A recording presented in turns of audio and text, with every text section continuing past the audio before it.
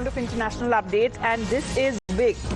Right after an overwhelming vote in the U.S. House of Representatives, the Senate has passed the Epstein Files Transparency Act, moving a step closer to the forced release of the files related to the convicted sex offender Jeffrey Epstein.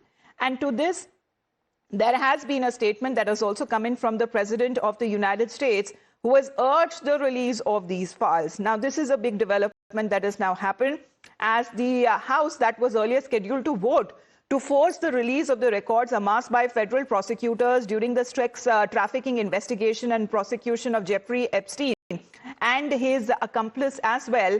Now, this is a big Srinjoy, because as far as President Trump is concerned, he says, I'm all for it. But this is an overwhelming vote in the U.S. House of Representatives. The Senate has also passed the Epstein Files Transparency Act. Srinjoy. President Trump has often said that the people of America should just move away from the Epstein files and the Epstein story. And he said that this was really something that was yesterday's news.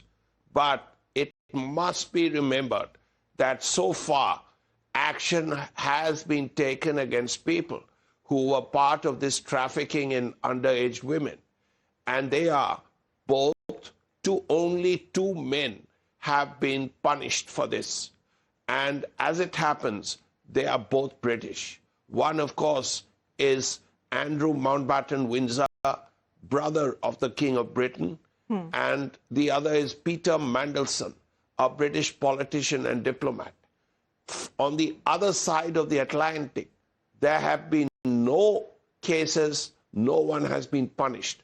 Now, President Trump knew Epstein very well. How well, we don't know.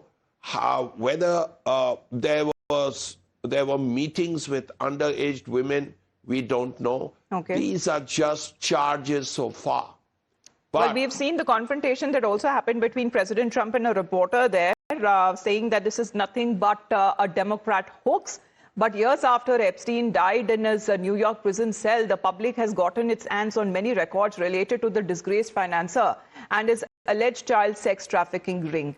Thank you very much for the moment, Srinjoy, for getting this live update. But speaking of President Donald Trump, this seems to be the umpteenth time that he seems to be repeating his claim of stopping multiple wars across the world and saving millions of lives, and a potential nuclear war that he believes that he has stopped between India and Pakistan, as he addressed the bilateral meeting with the Saudi Crown Prince, saying that I've stopped actually 8 wars and have another one to go with Putin. But I'm a little surprised at Putin that it's taken longer than I thought. He is referring to what's happening between Ukraine and Russia for the last over 3 years now. But he says that he boasts rather that we stopped India and Pakistan, and I wish I could go through this list as far as now aiming rather that ending the Russia-Ukraine war would be number 9 on his list. We'll get you more back after a short break.